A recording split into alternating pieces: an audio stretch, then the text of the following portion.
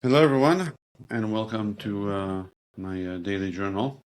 Today is October 30th. We are on the 24th day of the war with Hamas. And I wanted today to share with you a few updates. I'm assuming that these are actually not updates from within Israel, but more from things that are happening internationally, in case you haven't been following. And at the end, I want to also share with you a few of the stories that we now have from the first days of the war. In the first days of the war, things were very chaotic, and we really didn't know much of what was happening. And more and more stories of heroism are just insane. And I think it also teaches you something about what responsible and a capable citizenry can do in times of crisis, and how it may be that without all these citizens that took initiative, we would have been in a completely different situation. So I'll start by talking a little bit about things that happened yesterday and something that's happening right now. So from what I understand, at this very moment, or just a few hours ago, um, there was this event in Cornell University, where on a message board, an online message board, that I guess is affiliated with the school, but not necessarily part of or belongs to Cornell. A bunch of messages appeared on the message board, and I'll read to you just a few of them. So you have to understand that 104 West is from what I understand, the kosher dining room for Jewish students that keep kosher. Many universities have a dining room or a section in the dining room that is designated for people that want to keep kosher, and which basically means to eat according to the Jewish traditional dietary laws. So anyway, a bunch of messages appeared there. I'm just going to read to you a few of them. One of them signed by Kill Jews is quotes, "Gonna shoot up 104 West. Allahu Akbar, from the river to the sea, Palestine will be free. Glory to Hamas. Liberation by any means necessary." And again, posted by Kill Jews, and the title, "Gonna shoot up 104 West." Here's another one. "Watch out, Jews. Watch out, pig Jews. Jihad is coming. Nowhere is safe. Your synagogue will become graveyards. Your women will be raped, and your children will be beheaded. Glory to Allah." This is posted by Hamas soldier. Finally, if I see another Jew, if I see another Jew on campus, if I see a pig male Jew, I will stab you and slit your throat. If I see another pig female Jew, I will drag you away and rape you and throw you off a cliff, etc. I just can't read the rest. So these messages appeared a few hours ago, and from what I understand, they are, actually, from what I see here from the timestamp, some of them even appeared on October 28th already, but some of them appeared just October 29th. And the police apparently are currently investigating, and the university put out a notice saying that they're going to look into it. I think what I take from this, of course, this is just a little drop in the bucket. You'll see soon things that happened in Russia yesterday, but I think what we need to notice about this over here is notice how the word Israel, right, was not mentioned here in any place. They're talking about Jews. Going to kill the Jews, going to kill the Jews, going to kill the Jews. For years, people, have been saying that anti-Zionism is simply a mask for anti-Semitism. These people no longer feel a need to hide. Of course, they are hiding. These are anonymous message boards. Hopefully, they can be tracked down. But you can see over here that the driving force is clearly anti-Semitic, and it's really terrible. Just to think of what Jews need to experience when they go to these places. I really hope. I get the feeling, that there's some shift in the Western countries. Slowly, some of the, Jews are not very. They don't tend to go out in huge numbers and do riots. It's just not part of our culture. That's why you're seeing so many very intense violent or violent atmosphere protestations by the Muslims, but not so many by Jews. But I get a sense that that more and more um, non-Jewish citizens of these of New York, let's say, there was I'll mention that in a moment, but that but other places too are starting to wake up and realize that if they don't, in a sense, bolster the Jewish presence and give Jews the feeling that they can come out, they just won't. They'll do quiet, they'll write letters. They'll do quiet memoriams for the fallen and for those who are still held hostage, but they won't go out in huge numbers. Jews, I'm sure, are scared to some degree to do that, and they need the support of those who are non-Jewish to feel comfortable to do that. I saw this one video that made me at least be happy that some people are standing up. This is just one video, but in today's day and age, things can go viral, and maybe this will. Like somebody going around tearing down the pictures of the hostages. There have been these pictures being posted all around America, and I think also in Israel and in other places in the world, of the people that are currently held hostage. We have over 200 people hostage. And then people that are clearly anti-Semitic are going around tearing them down and throwing them in the garbage. And a few New Yorkers saw somebody do that, non-Jews, just, your average New Yorkers, and they basically, faced off with him and told him to stop doing it. And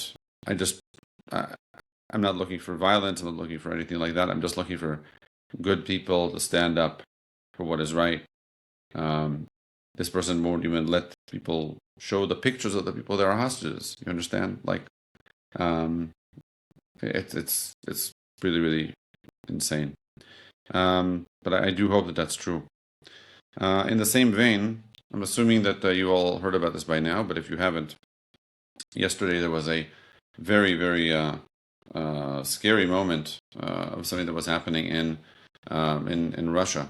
There was an airport in Dagestan, Makhachkala. I'm not sure I'm pronouncing that correctly. It's a region in Russia, and an airplane coming from Tel Aviv landed there. The reason the airplane landed there was because the reason anybody was coming from Tel Aviv was because there were Russian citizens that had taken from what I understand, this is one of the reasons. Maybe it's true for all of them, but they were coming to Israel for medical care. I don't know the details of why they came all the way to Israel, but it's possible that there were specialists in Israel, or maybe some of them are ethnically Jewish, and they could get special attention here. Well, but they were not officially Jewish, and they were not. At least they didn't have any Jewish identification on them, and this is important because of what happened next. A huge crowd of pro-Hamas protesters basically broke into the airport, swarmed over the airport, and began looking for Jews. They went over to the airplane itself. People were trying to disembark from the airplane and then had to go back in, or they had to go onto a bus and try to run away. I did not follow the exact sequence of events. And throughout this whole thing, they were saying, "Where are the Jews? Where are the Jews? We have to get the Jews." And they began looking through people's papers, these protesters, to make sure that they weren't Jewish. Then they began looking around for other Jews in the streets. They went to hotels to try and see if there was a Jew there that they could attack. The Russian police or special forces of the police were very slow to react and did not seem to be very intent on holding any of this back. And really, while this was unfolding for about an hour, it was very scary, because if there were Jews there, they would seemed like they were basically, going to be lynched. I mentioned the story. This happened in Russia, and as it is, Russia is not on the side of truth and justice. Traditionally, and definitely not pro-Israel. The reason I mention this is because I hope, nobody eventually got hurt other than the trauma, of course, of the people who were being besieged. I would like to hope that this event which was televised and everything by now is recorded and like everywhere in the world, all these things. I would like to hope that this shows people in the West what these congregations of violent people calling for jihad, calling for these words, that they're not just words, that they mean them. They mean these things. They mean the words that they mean. They're not symbolic. They're not just ideas. These are actual intents and plans. And they may not be by some organizing body that's sitting down and having a committee and declaring something. But these are people that are going around looking for a place to vent their Jew hatred and anti-Semitism and anti-Zionism. And I do hope that the people in the West, which are still better than Russia, do make sure to that take a stand. And if it means, facing up to these Muslim extremists, then do it. Believe me, if you don't do it now, it's going to come to you later. There's that famous first, the poem that I'm sure you all know. If you don't stand up for what's right now, slowly but surely, all the people around you will be taken, and each time you'll have an excuse as to why you didn't stand up. And so I like to hope that people, good people that that value life and liberty will do what is right.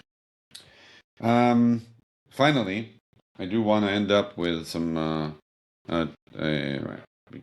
positive things to say. As I said at the beginning, more and more information is coming out as to the great heroism that was exhibited by soldiers and by soldiers in reserve and by just random citizens in the days of October, in October 7th.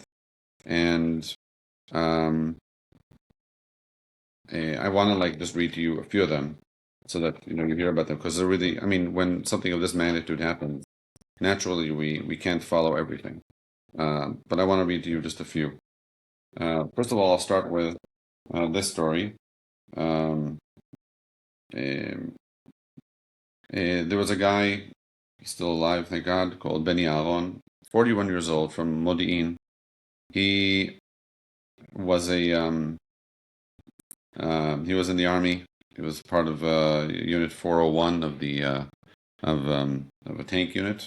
I'm just going to read this, but I'll be translating from Hebrew, so it may be a bit broken up, but hopefully you'll understand what he describes. So, basically, he was driving around in this place. It was already in the middle of the fighting, and he finds he finds a tank that was abandoned. He goes into the tank, like not abandoned. Sorry, he goes in. He's himself like a high-ranking officer in a tank unit. So he goes into the tank, and he says to the commander, "Let me take the tank. I'll take over." He drives to Kibbutz Re'im. Kibbutz Re'im was where the music festival was. He runs into Hamas pickup trucks, and he just runs over them. I'll actually read it in his words. On the way, I ran into Hamas pickup trucks, and I ran over them. And in response, the terrorists threw grenades, but the tank was able to withstand the attack. I arrived at the party with the last bit of fuel that I have. Then a civilian proposed to drive me to another tank that that had been hit. It was a few kilometers away, but still functional. We drove to the tank, which was in which we went in.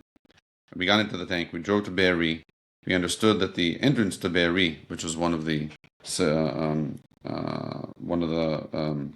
kibbutzim that was hit very, very terribly, we understood that the entrance was booby-trapped, and that there also was a anti-tank unit that was sort of crouching and waiting for us. So we went around the entrance, and we basically smashed through the perimeter of the kibbutz with the tank.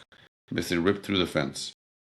Then in the evening, they called me to come with a tank into Sderot. Sderot is a town, a big town, and relatively big. It's a town, not a kibbutz. Also, that was attacked by the terrorists.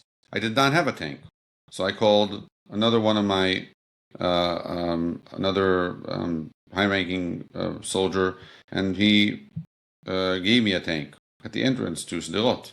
I went towards the police station where the Hamas terrorists were barricading themselves, and I shot at it. But it took a while till I was able to figure out how to attack and hit it.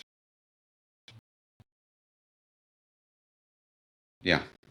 So you see this guy just going from tank to tank, just like not stopping, just finding ways to help, looking for ways, to go in and do something.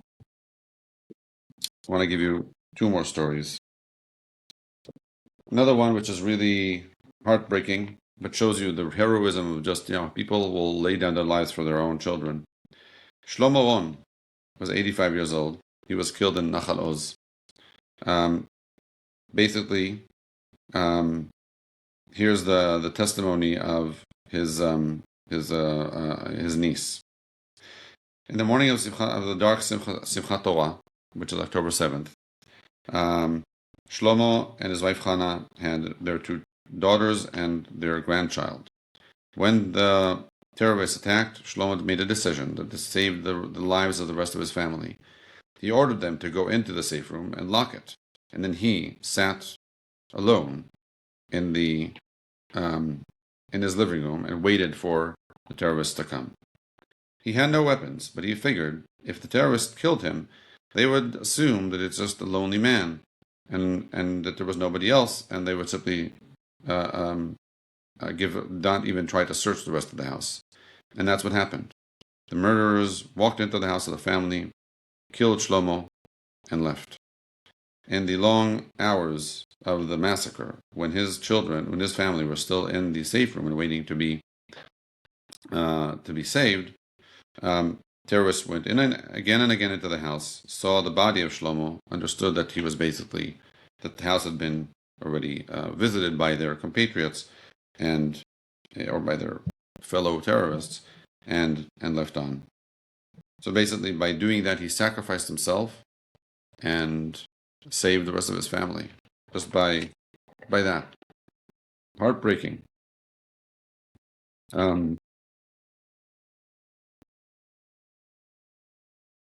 Read to you one or two more over here. Yeah.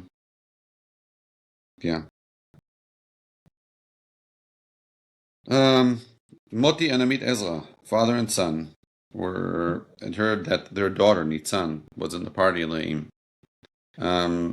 So they drove down, and they began going and going and going, and whenever they passed, there were army units also streaming there and tried to not allow civilians in to protect them. But they just said, we're part of, they identified as if they're plainclothes policemen, so they would be able to pass and move forward because they knew that their daughter was there. They had to get there. Anyway, they see people and the daughter was sending them always messages, telling them where they were, telling them that they're being attacked.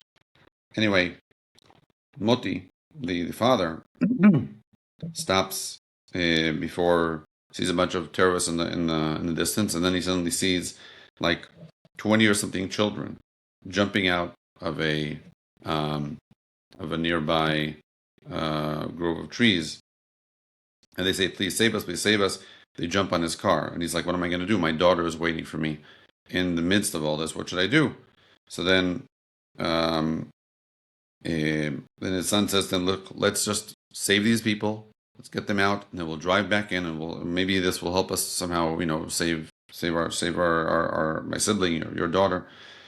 So they're crying, but they drive out, save these kids, and then they drive back in. And eventually, they're able to get to the to saving her. Also, his daughter, his sister. The daughter was a father and son, so daughter and sister. Finally, I'll read you one more. Eric Yossi Mastei, 48 years old, from Karne Shomron, which is a settlement in in the what's called the West Bank. Basically, just it's 9:39 in the morning. He was divorced. Suddenly, his ex-wife calls and says that their other daughter, their joint daughter, is in this party, and she's hiding. But nobody is able to get there. So he just leaves, doesn't take a weapon, doesn't take anything, takes a bunch of water, um, and just starts driving. Calls her up, says to her, Jasmine, what's going on? She says, Father, they're shooting at us here. We ran away, we left the car, and we ran off. You have to come. I told her to activate, signaling, like GPS signaling, so I can find her. He puts on his first aid is I think it's called NTA. No, people that are first responders. He has like an ambulance outfit. That's how he basically passes all the security on the way, because people see him, they figure he's on duty. He continues driving, and then eventually he gets to close to Gaza, and then the GPS stops working. He's in this huge area of trees. He can't, the GPS stops functioning. He calls his daughter, says to her, "Where should I go from here?" And then he says to him, "Where is it? You with the gray van that I see?" He says, "Yes." So then she tells him, "Get in, drive a bit, so that I know that it's you." And then he goes and she says, "Really, is you?" And then basically 10 kids, ran to him, all dehydrated. He gave them some water, etc. He, slaps them into the car somehow, and they begin driving out. Remember that the Iron Dome doesn't protect you in open areas, because Iron Dome is specifically focused on the places where people have towns. That's where it's scanning and protecting. So this is all open areas, and there's missiles landing all the time. Basically, he puts 5 people in the back seat, 2 in the front, 2 in the trunk, a few more in the front, and they drive back, and then they and then they get out. There's also plenty of stories also of people, just random people that heard that something was going on, just heard about it. They were not on duty, they were not called officially. They were simply people that some of them had experience in the army or experience in the police. They heard something was going on. They grabbed a gun, grabbed a car, and went off and protected the perimeter. Yeah, I think you can see that I'm getting emotional over here, and it's obviously natural, and I'm trying to keep it positive. But the reason I'm getting emotional is not because of the horror, but because of the heroism of these people and of my people. Um, when I get choked up like this, it's just like it's hard for me to continue talking. But I will try to say one more thing. This is something that that my father also mentioned to me when we last spoke. We were both big fans of Winston Churchill, and what he was able to do with the British people in the Second World War. And there's plenty of biographies of Churchill. One of them is by a guy called William Manchester, who passed away a few years ago. He wrote 2 books, and almost a third, which was uncompleted by somebody else, trying to tell the story of the life of Churchill. He is not an official historian, but his prose is just amazing. And the very first book begins with a story of Dunkirk. So, many of you may not know, if you don't know the history of the Second World War, but when the Nazis were basically washing over France, Britain had the British Expeditionary Force, the BEF, was like a unit of British soldiers that was in France and was supposed to beef up their defenses, but it was a complete rout, and they had to, they were going back up against the English Channel. And this was a huge surprise. Nobody saw it coming. It was in the early days of the war. Excuse me.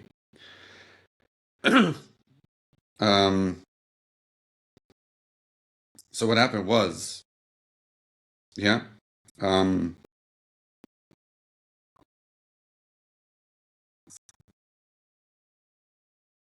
So I'll read this paragraph, and if I'm able to get through it, which we'll have to wait and see if I'm able to get through it, um, then you'll hopefully understand why this is what I was thinking about. Okay. Now the 220,000 Tommies at Dunkirk, Britain's only hope, seemed doomed. On the Flanders beaches, they stood around in angular existential attitudes, like dim, purgatorial souls awaiting disposition. There appeared to be no way to bring more than a handful of them home. The Royal Navy's vessels were inadequate. King George VI had been told that they would be lucky to save 17,000. The House of Commons was warned to prepare for hard and heavy tidings. Then from the streams and estuaries of Kent and Dover, a strange fleet appeared. Trawlers and tugs, scows and fishing sloops, lifeboats and pleasure craft, smacks and coasters, the Island Ferry, Gracie Fields, Tom Sopwith's American Cup Challenger, Endeavour. Even the London Fire Brigades, Firefloat, Messy Shaw, all of them manned by civilian volunteers.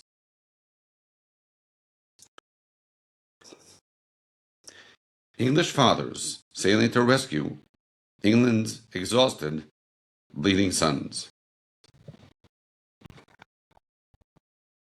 Yeah.